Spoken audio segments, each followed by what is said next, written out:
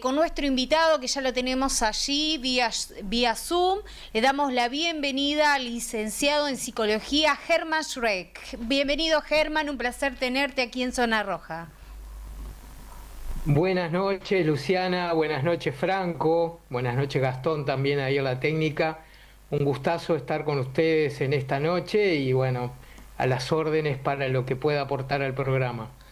Bueno, muy bien, Germán, bienvenido al programa. Lo que te queríamos preguntar, que vamos a tocar un tema que es bastante delicado, como son las adicciones, y ¿cuándo se puede considerar adicto una persona? Es decir, ¿en qué momento podemos decir, bueno, ya está una persona en ese tramo de adicción?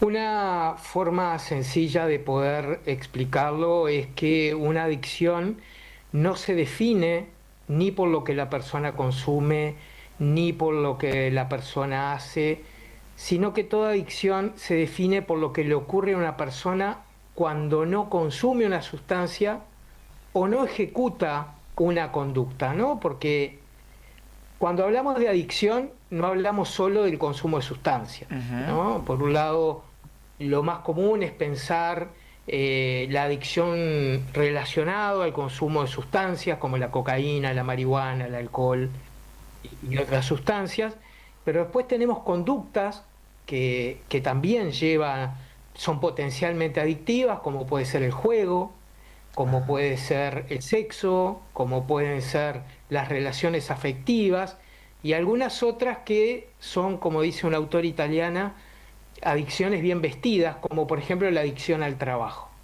Entonces, una buena manera de pensar la adicción es cuando toda la vida de una persona se sostiene en base al consumo de una sustancia o el ejercicio de una conducta. Pero muy bien, bien definido. Total, Sí. hasta quedamos sorprendidos Sí. de unas adicciones, Sí, pero ¿no? es verdad, por ejemplo, lo que decía del trabajo, hay personas que llenan un vacío, sea afectivo, lo que sea, Sí. llámele, y está todo el día trabajando y bueno, es adicto al trabajo. ¿Y ¿no? cuándo es el momento, Germán, ahí que tú dices, bueno, ya empieza a ser una adicción? ¿Cuáles son, qué es lo que la persona siente en su cuerpo que, bueno, dice, esto es una adicción? Ya sea trabajo, consumo de sustancias estupefacientes o cualquiera de aquellas que tú mencionaste. En realidad, el poder reconocer que tengo una adicción a un consumo o a una sustancia es un proceso que tiende a ser muy largo y a veces lamentablemente muy largo, porque en el momento que asumo que tengo una adicción, ya he perdido muchas cosas en mi vida. Pero aquí quiero aportar tal vez una mirada un poco diferente, ¿no? Porque muchas veces creemos que las personas se vuelven adictas porque consumen drogas. Sí. Y eso es un concepto que hoy en día ya está muy en desuso. En realidad, las personas se vuelven adictas como estrategia de supervivencia. Porque durante muchos años creímos, yo hace más de 30 años que me dedico a este tema, y en los primeros años yo creía que las personas se volvían adictas con su encuentro con las sustancias, ¿no? Porque además muchas veces en el relato de algún paciente que decía, no, mi vida estaba bien hasta que me encontré con la cocaína, hasta que me encontré con la marihuana, hasta que probé alcohol por primera vez. Y yo entiendo que el registro cognitivo y el recuerdo tenga que ver en esa línea. Pero lo que hoy sabemos es que una adicción no se produce por el consumo de sustancias, sino que se produce a raíz de situaciones de la infancia, en la adolescencia, situaciones traumáticas, eventos que ocurren en la vida, y a veces es extraño porque el consumo problemático de sustancias a veces está ligado a situaciones que pueden parecer felices, ¿no?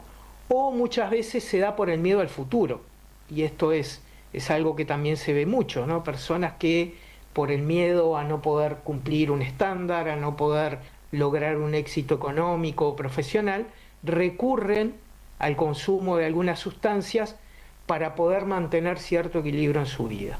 Entonces, hoy sabemos que cuando trabajo hoy con alguna persona que tiene problemas con las drogas, ya no tengo que mirar solo su consumo de drogas, sino poder ver una persona que le han pasado cosas, a veces como a cualquiera de nosotros, y que ha encontrado un refugio y una manera de sostenerse a la vida a través del consumo de sustancias o el ejercicio de alguna conducta potencialmente adictiva. Cuando vemos, por ejemplo, en las calles que ha habido, por ejemplo, aquí en Paysandú, bueno, ni que hablar en Montevideo,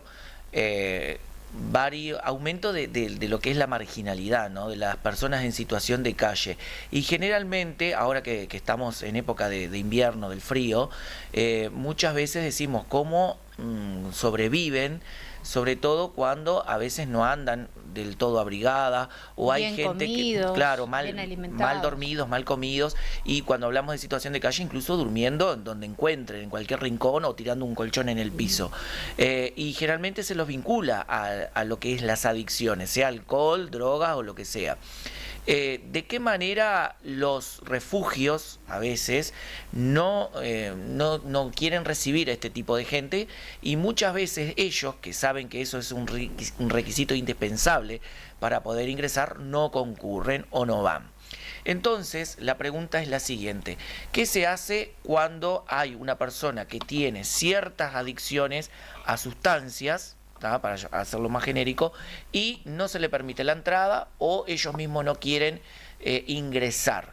¿Cuál sería la forma de poder ayudarlos, o buscándole una derivación para cualquier ente que se pueda responsabilizar de estas personas?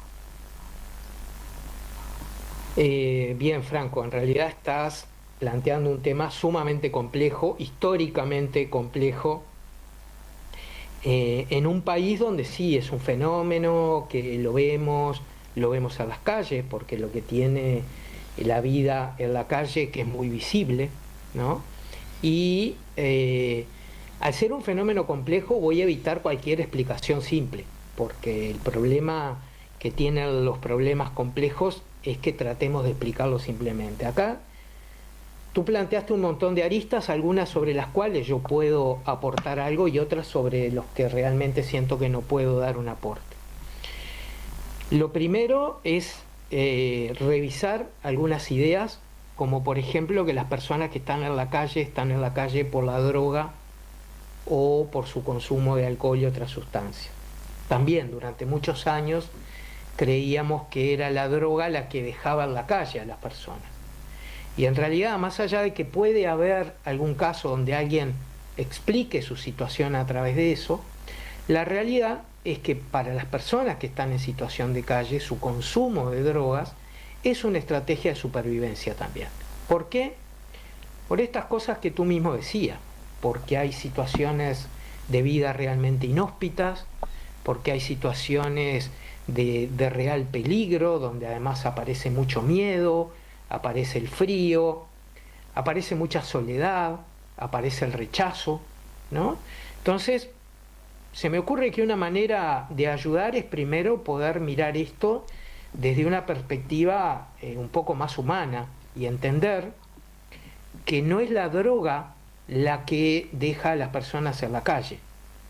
Las personas terminan en la calle por situaciones económicas, carencia de viviendas, carencia de oportunidades, problemas familiares, problemas mentales, muchas veces porque son personas que han estado encarceladas y que luego en la salida no encuentran oportunidades de reinserción, personas que se trasladan de un departamento a otro y que el plan inicial resulta fracasar y no encuentran una mejor opción que la vida en la calle, donde el consumo de sustancias muchas veces aparece como abrigo, compañía, esperanza, alimento, y hace que esta situación se vuelva realmente compleja. ¿Por qué? Porque sería muy simple creer que estas personas solucionarían todos sus problemas dejando de consumir drogas, lo cual es una fantasía muy común en esta temática. Y la realidad es que no, que estas personas tal vez cambiarían su vínculo con la sustancia cuando puedan encontrar un trabajo digno, cuando puedan encontrar una oportunidad de conseguir una vivienda, cuando puedan encontrar y generar un proyecto de vida adulto autosustentable, en un mundo que en general trata muy mal a las personas que están en una situación de desvalimiento, donde muchas veces las miramos de reojo.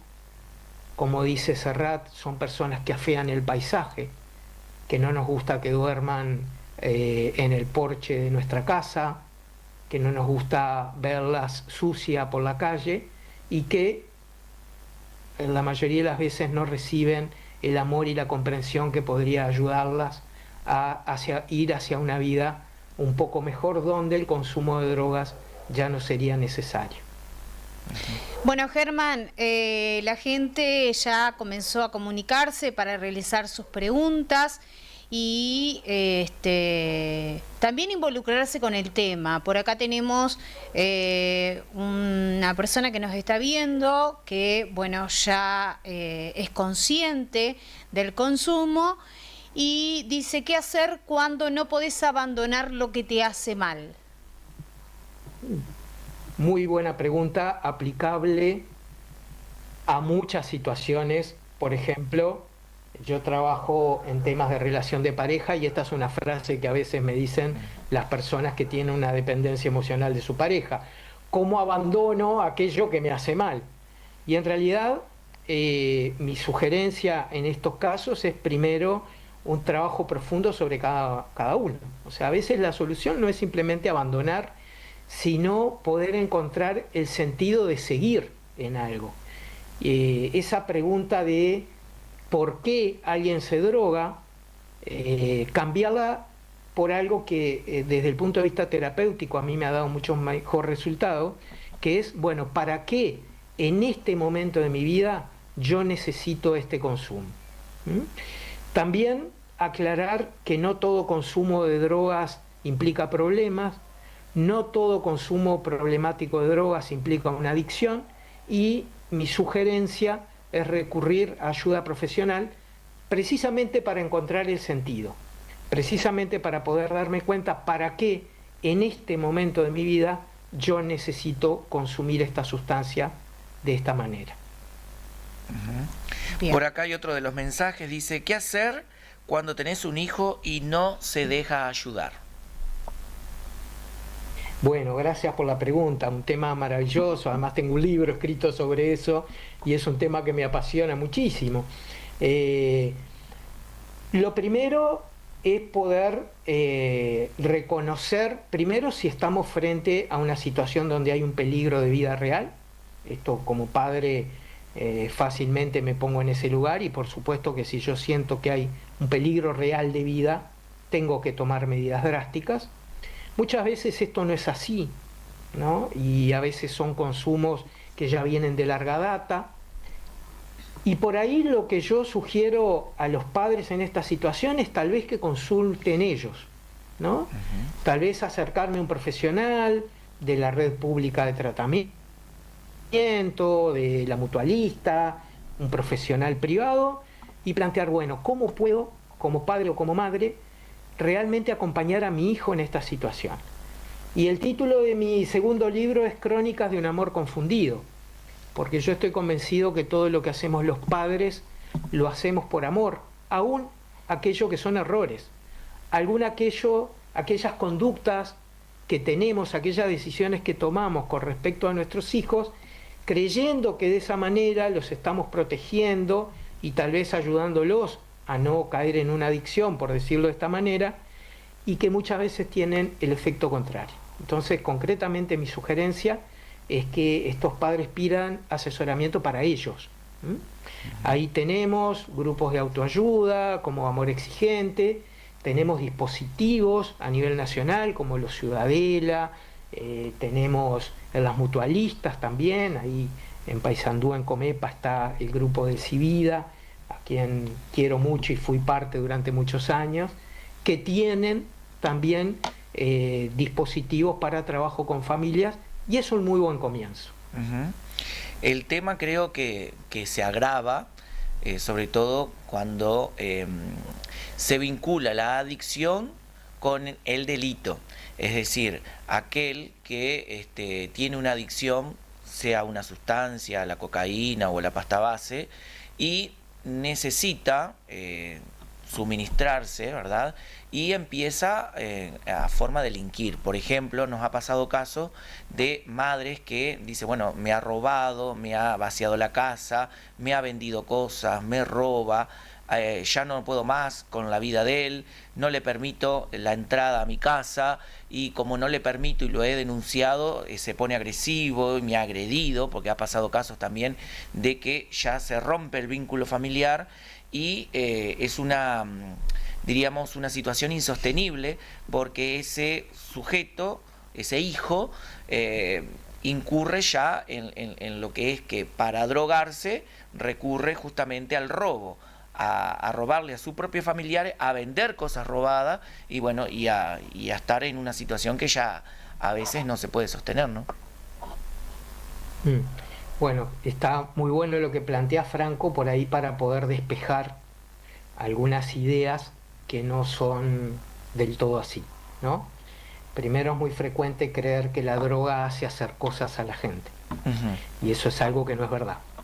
Bien. En realidad, las drogas no transforman a buenas personas en malas personas, las drogas no transforman a personas pacíficas en violentas, las drogas no transforman a personas honestas en delincuentes, así como el alcohol no transforma en infieles a maridos devotos de su hogar, algo que muchas veces los hombres utilizamos como argumento para justificar una infidelidad. Bueno, pero tomé de más, ¿no? Entonces empezar a ver cómo también a veces desde el imaginario, el consumo de algunas sustancias, necesitamos creer que linealmente generan situaciones que no nos gustan.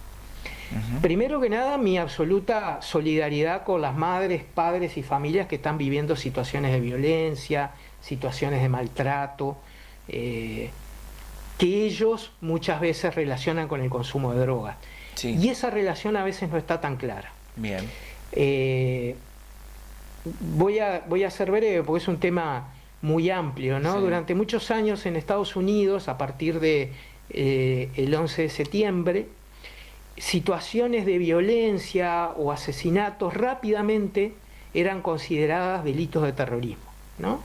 Hasta que un día un senador norteamericano y un periodista hicieron un trabajo muy interesante donde investigaron que la mayoría de esos delitos eran cometidos por personas del mismo país, o sea, que eran delitos domésticos, donde se empezó a ver que rotularlos rápidamente como de terrorismo hacía que no se vieran otras problemáticas que estaban detrás de estos actos, ¿no?